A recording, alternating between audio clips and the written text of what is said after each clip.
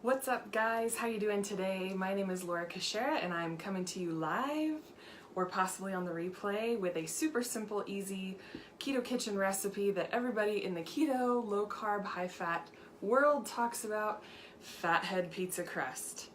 Why is it called Fathead pizza crust? All I can assume is because it's made of fat and it's delicious. So thank you so much for taking time out of your busy day to watch me. I know this is Friday when I'm recording this, and so if you're really watching, I really appreciate you.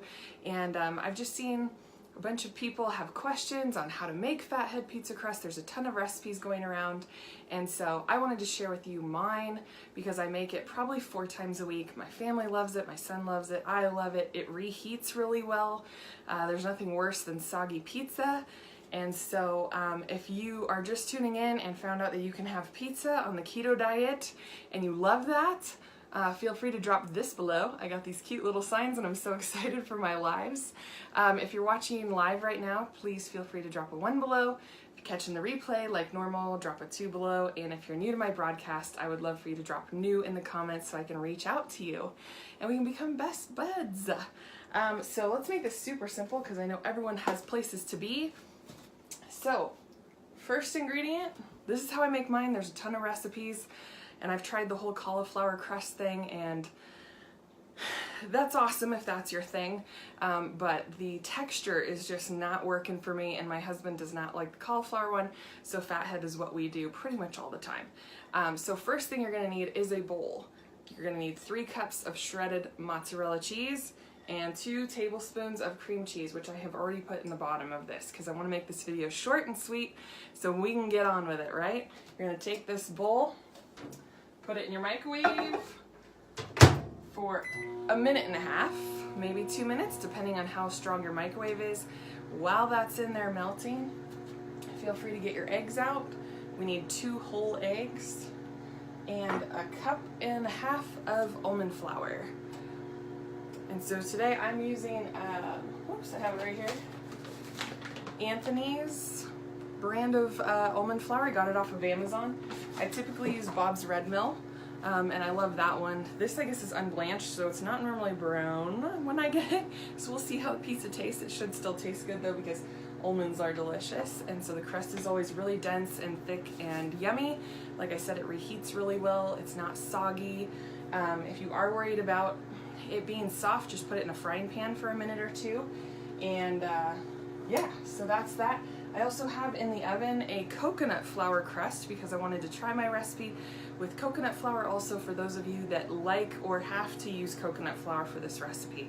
So far in my experience, every time I use coconut flour, it has to be half of what I would use in almond flour. If any of you have found that to be true, I'd love to hear in the comments below. I don't know why, it seems fluffier and it goes way further than my almond flour does. So that sounds like it's melted. So it doesn't have to be totally melted, you just kind of want it like this. The cheese is still kind of soft in the middle, it just needs to be enough for you to mix it. Side note, preheat your oven to 375. Should have said that at the beginning. I already had a pizza in the oven, so I didn't think about it. So then you're just going to take this and mix it so it's well combined. Diddle-doo, like so. Cheesy goodness. If that looks good, drop cheese below. And if you love pizza and can't live without pizza, feel free to drop a pizza emoji below. I was blown away at this pizza when I first tasted it and thought, if I can lose weight eating this pizza every day, my life is made. Because I don't know about you guys, but me and my hubby used to go to Round Table way too much. So we're going to dump the 2 eggs in and your flour. If it's coconut flour, it's only going to be 2/3 to 3/4 of a cup. Almond flour, it's going to be 1.5 cups. My lighting didn't work out today so that I could do this vertical, so sorry I have to hold it up like this. But I have a new system coming. Okay, so you're just going to mix it as far as you can with the spoon. And then it'll kind of get to this point where there's still some extra flour on the sides and the spoon really isn't helping anymore. And so then what I do is take your spoon out, get a little bit of cold water on your hands, and then, can you see this? Okay, yeah. And then you're just going to kind of knead it a little bit until it's fully combined. This isn't going to be completely combined like batter, you know, it's just going to be kind of like lumpy dough. Bet this pizza is going to be quite darker than usual, but it'll still be delicious.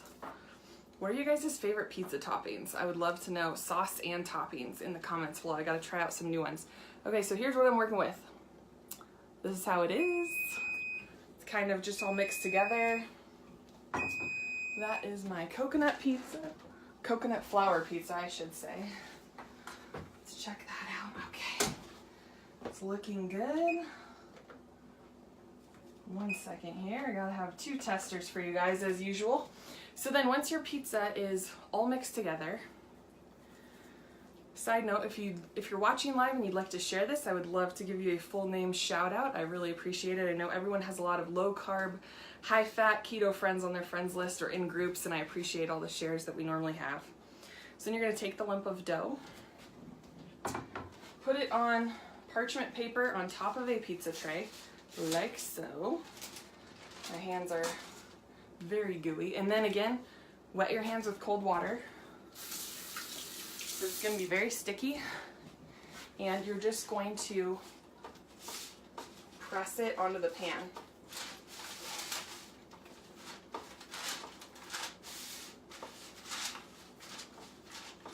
And if you need to, you can wet your hands again a few times. The other thing I will say about Fathead pizza is this may look small, but because it's made with so much fat, you're only going to eat probably 2 or 3 pieces at most, because it's so filling. Sorry about that, just getting the dough off my hands here. Okay. Hey everybody that's watching, thanks for joining me.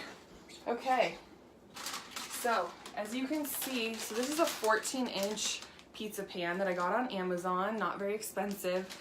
And I put a piece of parchment paper, and so this recipe with the almond flour fills almost a 14-inch pizza pan. So this is probably like 9 or 10 inches across.